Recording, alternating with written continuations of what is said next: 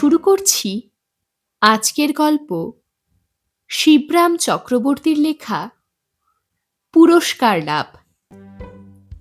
জমজমাট সভা, মহকুমার ছোট বড় সবাই জড়ো, ক্ষুদ্র মহৎ সকলেই জমায়েত। ইতর ভদ্রের কেউ বাকি নেই। পিন্টুও এসেছে, বেশ সেজে গুজেই। ধোপদুরস্ত হাফ প্যান্ট, হাফ শার্ট, ঝকঝক করছে জুতোর বার্নিশ, চকচকে ব্যাগ ব্রাশ মাথার চুল, জলজল করছে বুকের ওপর টাটকা পাওয়া সোনালি মেডেলটা। রূপলি গোলকের ওপর সোনালি পাত মোড়া, মিনার কাজ করা, তার বীরত্বের পুরস্কার। মহকুমা শহরের স্কুল প্রাঙ্গণে সভা, রীতিমতো বিরাট সভাই বলতে হয়। 3টে স্কুলের যত ছেলে মেয়ে ভিড় করেছে, এসেছে তাদের গার্জেনরা, অনাহুত রবাহুত জমেছে আরো কত যে। কলকাতার দৈনিক পত্রগুলির নিজস্ব সংবাদদাতারাও রয়েছে, খবর পাঠাবেন নিজেদের কাগজে। পিন্টু যে স্কুলের ছাত্র, তার হেডমাস্টার মশাই হয়েছেন সভাপতি। পিন্টুর গর্বে তার 1.5 হাত ছাতি 10 হাত হয়ে উঠেছে। মহকুমার হাকিম সভার প্রধান অতিথি, আর চারিধার ঘিরে খালি দর্শক আর দর্শক। প্রধান দ্রষ্টব্য হচ্ছে পিন্টু। সবাই দেখছে পিন্টুকে। পিন্টু কিন্তু কোনো দিকে তাকাচ্ছে না। মেডেল পেয়েও মোটে সে খুশি নয়। তাকে নিয়ে এই যে হই হল্লা, এত যে শোরগোল, এতে যেন তার সাড়া নেই। সে যেন এ উৎসবের কেউ না, এইসব আদিক্ষেতার বাইরে। নির্লিপ্ত, নিস্পৃহ, নির্বিকার ভার ভার মুখ তার। এমন দিনক্ষণে তাকে বেশ হাসি খুশি দেখবে আশা করেছিল সবাই। ফুটন্ত ফুলের মতোই প্রফুল্ল দেখা যাবে। অবশ্যই ফুল যেমন ফোটে, তেমনি আবার আলপিনও তো। কেউ যেন আলগোছে তাকে পিন ফোটাচ্ছে, এমনই পিন্টুর মুখখানা। সভার যিনি ঘোষক, তিনি মাইকটা এনে খাড়া করলেন তার সামনে। এইবার আমরা আশা করি শ্রীমান পিন্টু নিজ মুখে তার নিজের ভাষায় এই অসম সাহসিকতার কাহিনী আমাদের শোনাবে। সবাই চুপ, সমস্ত সভা নিস্তব্ধ। একটা পেন্সিল পড়লেও শোনা যায়। যে রোমাঞ্চকর সুসাহস কেবল বইয়ের পাতাতেই পড়া, তা এবার কানের পাতে পরিবেশিত হবে। উদ্গ্রীব সকলেই, কিন্তু পিন্টুর শ্রীমুখ থেকে একটা কথাও শোনা গেল না। মাইকওয়ালা এবার নিজেই শুরু করলো গাইতে। ক্লাস 8-এর ছেলে এই পিন্টু, এই যে আপনাদের সামনেই দাঁড়িয়ে। কতই বা বড় হবে আর, বছর 12 কি 13 বড় জোর বয়স। স্কুলের কাছের ছোট্ট মনোহারি দোকানে সেদিন যখন আগুন লাগলো, সবাইকে ঠেলে একাই গেল সে এগিয়ে। থামলো না বাধায়, মানল না কারো মানা। জ্বলন্ত চালাঘরের মধ্যে ছুটে গিয়ে সে ধুলো। দোকানদারকে টেনে নিয়ে এলো একলাই, এক হাতে, অবলীলায়। ধোয়া আর আগুনের ভেতর থেকে তার অচেতন দেহখানাকে একাই সে বার করে আনলো, বাঁচালো তাকে নিশ্চিত মৃত্যুর কবল থেকে। সভাসূত্র হাততালি দিয়ে উঠল, সাধুবাদ পড়ল চারধারে, কিন্তু পিন্টুর কোনো ভাবান্তর দেখা গেল না। এইটুকু ছেলের মধ্যে এমন বীরত্ব যেমন অভাবিত, তেমনি অভাবনীয়, এক কথায় অভূতপূর্ব। সমবেত ভদ্রমণ্ডলী এবং ছাত্রবৃন্দ, শ্রীমান পিন্টুর মুখেই এখন শুনব আমরা সেদিনকার কাহিনী। এখনই শুনতে পাব। পিন্টু, তোমার সেই অগ্নি অভিযানের কাহিনী, সেই জ্বলন্ত অভিজ্ঞতার কথা আমাদের কাছে তুমি বর্ণনা করো। 2-4 কথায় বলো আমাদের। ও আর এমন কি, ও কিছু না, পিন্টু একটু ইতস্তত করে বলে। কিছু নয়? তুমি বলো কি হে পিন্টু? মাইকওয়ালা অবাক হয়ে যান। দেখুন আপনারা, এইটুকু ছেলের মধ্যে কতখানি বিনয়, কিরকম সারল্য। তাকিয়ে দেখুন, এত বড় কাজ করেও, এমন বীরোচিত বাহাদুরির পরেও এটাকে সে কিছু না বলে উড়িয়ে দিতে চাইছে। ভেবে দেখুন একবার, কতখানি বীরত্বের পরাকাষ্ঠা হলে এমনটা হতে পারে। বীরত্বের পরাকাষ্ঠা বলতে যে পরাক্রমের একটু এদিক ওদিক হলে, ইতর বিশেষ ঘটলে পরাকাষ্ঠার বদলে পোড়া কাঠ হয়ে বেরোতে হতো, সেই ব্যাপারটাকে সকলেই ভেবে দেখে, এবং যতই দেখে ততই আরো ভাবিত হয়। এ আর এমন শক্ত কি, জলের মতোই সোজা তো, পিন্টু জানায়। এসব কাজ একদম কিচ্ছু না। আগুনের মধ্যে ঢোকা জলের মতোই সহজ? বলে কি এ পিন্টু? জলের পক্ষে সোজা হতে পারে, দমকলের পক্ষেও হয়তো, কিন্তু জলজ্যান্ত মানুষের বেলায় কথাটা খাটে কি? মাইকওয়ালা অতি কষ্টে নিজের বিস্ময় দমন করেন। হতে পারে তোমার কাছে এ কাজ তেমন কিছু নয়, তুমি বড় হয়ে আরো অনেক বড় কাজ করবে, আরো ঢের বেশি বীরত্ব দেখাবে, আমরা আশা করি। কিন্তু তাই বলে তোমার এই কাজটিও তেমন ফেলনা নয়। তোমার এই আদর্শ, আত্মত্যাগের এই জ্বলন্ত উদাহরণ আমাদের ছাত্র বন্ধুদের সামনে দৃষ্টান্ত স্বরূপ হয়ে থাক। এখন সেই অগ্নিগর্ভে প্রবেশ করবার আগে সেদিনকার তোমার মনের ভাব তখন কেমন হয়েছিল, সেই কথা তুমি বলো আমাদের। মাইকটাকে তিনি ওর মুখের কাছে এগিয়ে দেন। পিন্টু ঢোক গেলে জিভ দিয়ে ঠোঁটটা চাটে একবার, কি বলবে ভেবে পায় না। যেমন ধরো, দোকানদারটাকে বাঁচাবার তোমার ইচ্ছে হলো, কিন্তু কেন তোমার এমন ইচ্ছে জাগলো হঠাৎ? শুরু করার ধর্তাই হিসেবে কথাটা পিন্টুকে তিনি ধরিয়ে দিতে চান, উস্কে দিতে চান। পিন্টু কিন্তু উস্কায় না, অনেক উসখুস করে অবশেষে সে বলে, ওর দোকানে অনেক অনেক চকলেট, বিস্তর খেয়েছি আমি, বেশ খেতে, বলে নিজের ঠোঁট দুটো ভালো করে আরেকবার সে চেটে নেয়। বেশ তো, চকলেট খেয়েছো, তার দামও দিয়েছো তেমনি, ধারে খাওনি নিশ্চয়ই, যে চকলেটওয়ালার সেই ঋণ শোধ করবার মানুষেই তুমি প্রাণ বিসর্জন দিতে গেছিলে।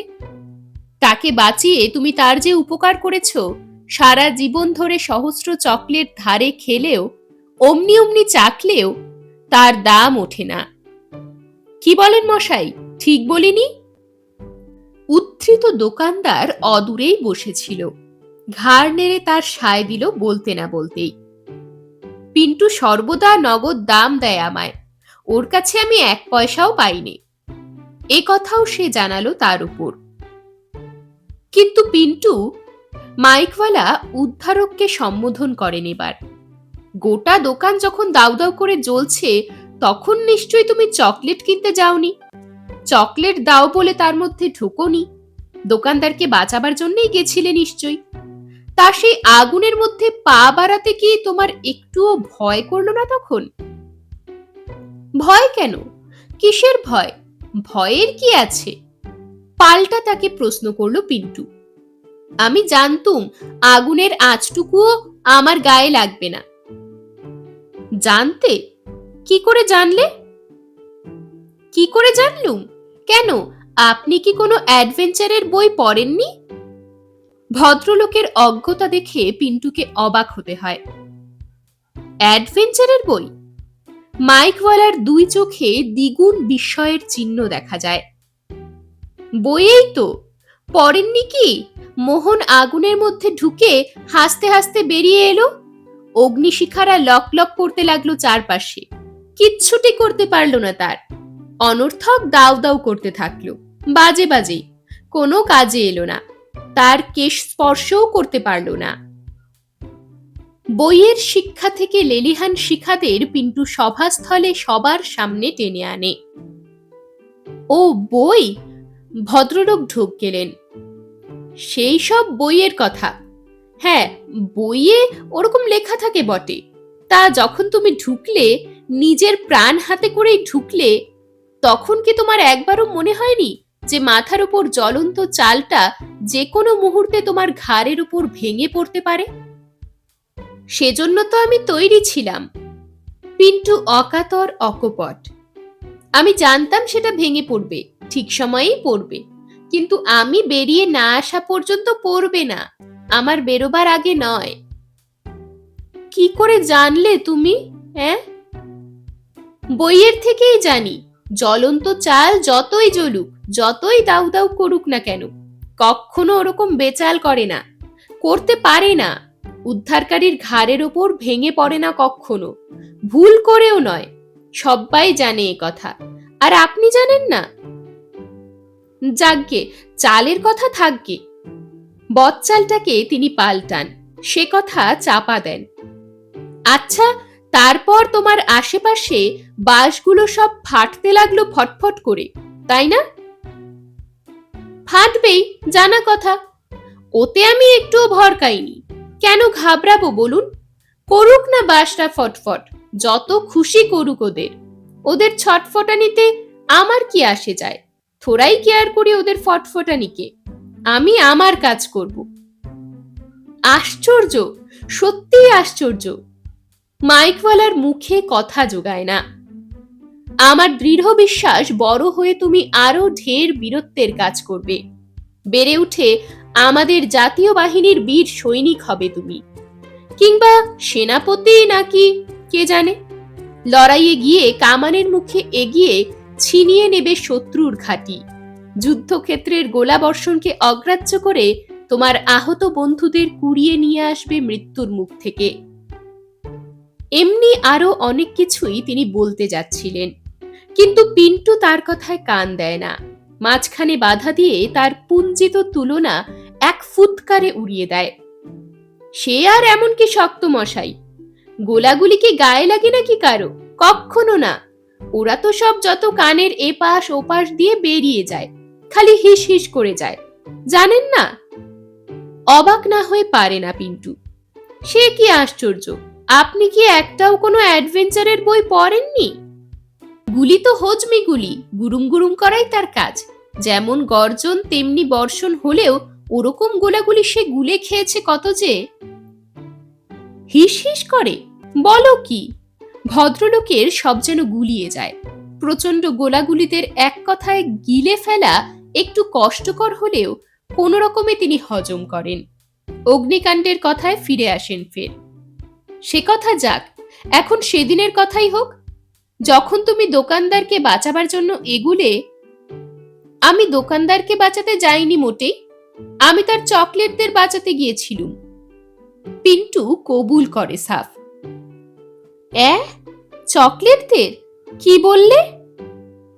হ্যাঁ, ভাবলাম অতগুলো চকলেট অমনি অমনি পুরে খাক হয়ে যাবে, মারা যাবে বেঘরে। তাই এক ফাঁকে যদি চারটে তাদের সরিয়ে ফেলা যায়, মন্দ কি? চেষ্টা করে দেখাই যাক না। বটে বটে।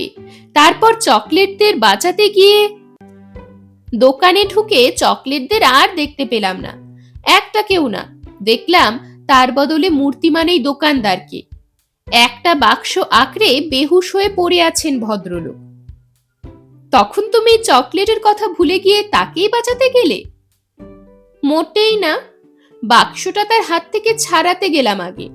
আমার মনে পড়লো, আগুন লাগলে তো মানুষ তার সবচেয়ে প্রিয় জিনিসটাকে আঁকড়ে ধরে, তাকেই সবার আগে বাঁচাতে যায়। বইয়েই পড়েছিলাম। চকলেটের চেয়ে প্রিয় জিনিস মানুষের আর কি আছে? এটা নিশ্চয়ই সেই চকলেটের বাক্সই হবে, এই ভেবেই আমি। কিন্তু এমনি সে জাপটে ধরেছিল বাক্সটা যে কিছুতেই তার হাত থেকে ছাড়ানো যাচ্ছিল না।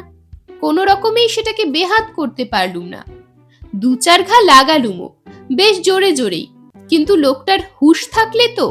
মার খেয়ে মানুষ অজ্ঞান হয়, আর ও কিনা অজ্ঞান হয়ে মার খেলো, চোরের মার খেলো পড়ে পড়ে। তবু সে তার বাক্স ছাড়লো না কিছুতেই। তখন বাধ্য হয়ে কি করলে তুমি? বাক্স সমেত টেনে আনলাম ওকে, আনতে হলো বাধ্য হয়েই।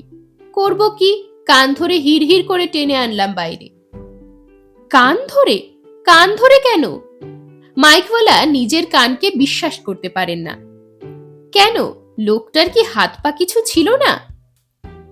সভার সবাই উৎকর্ণ হয়। অদূরে বসা দোকানদারটিও নিজের কান খাড়া করে। সবার টান করা কানের দিকে পিন্টু নিজের উত্তরবান ত্যাগ করে। ছিল, থাকবে না কেন, আমার হাতের কাছাকাছি ছিল, কিন্তু এমন রাগ হলো আমার যে তার কান না মলে পারলাম না। আর কান মলতে গিয়ে, তবে হ্যাঁ, ওর কান ধরে না টেনে গোঁফ ধরেও আনা যেত বইকি। আর সেইটাই হতো ঠিক, গোঁফ ধরে টান মারাই উচিত হতো, উপযুক্ত শাস্তি হতো লোকটার। কিন্তু অমন তাড়াহুড়োর মাথায় কি আর ঠিক থাকে? কোনটা ভালো কোনটা মন্দ আমি কি ভাবতে পেরেছি তখন? অতদিক খেয়ালই করিনি। সত্যি বলতে ওর গোঁফের কথা একদম আমার মনেই ছিল না। পিন্টুর এখন আফসোস হয়, মনে থাকলে কি কেউ কারো কান নিয়ে টানাটানি করে? তারপর লোকটাকে বাইরে আনবার পরে কোথায় চকলেট? পিন্টুর গোমরা মুখে আরো বেশি গাঢ় গুমোট দেখা দেয়। বাক্সের মধ্যে খালি টাকা আর পয়সা, নোটের তারা কেবল, চকলেটের ছিটে ফোটাও নেই। বীরত্বের চূড়া থেকে বিরক্তির চরমে ওঠে পিন্টু। ঢের হয়েছে, ঢের হয়েছে, আর নয়, এতক্ষণ ধরে এমন ধারা আদিক্ষেতা বরদাস্ত করা যায় না। বিকৃত মুখে বুকের মেডেলটাকে খুলে নিয়ে অবহেলায় সে হাফ প্যান্টের পকেটে গুজে দেয়। তারপরে বিড়ম্বিত মুখ তুলে বলে, এমন জানলে কি আমি এক পাও এগুতাম? মাইক দূরে সরিয়ে পিন্টু তখন একেবারে অমাইক, ধারে একটা লজেন জুসও দেয় না। কে বাঁচাতে যেত ওই হতভাগাকে? আর আর তারপরেও পিন্টুর অনুযোগের থাকে, বইয়ের সব কথাই কিছু ঠিক নয়। আগুন লাগলে মানুষ যে তার প্রাণের জিনিসটাকে আঁকড়ে ধরবে তারও কোনো মানে নেই। এরকমই আরো সব গল্প পেতে চ্যানেলটাকে সাবস্ক্রাইব করে দেবেন। আর গল্পটি যদি ভালো লেগে থাকে তাহলে লাইক, শেয়ার আর কমেন্ট করে দেবেন।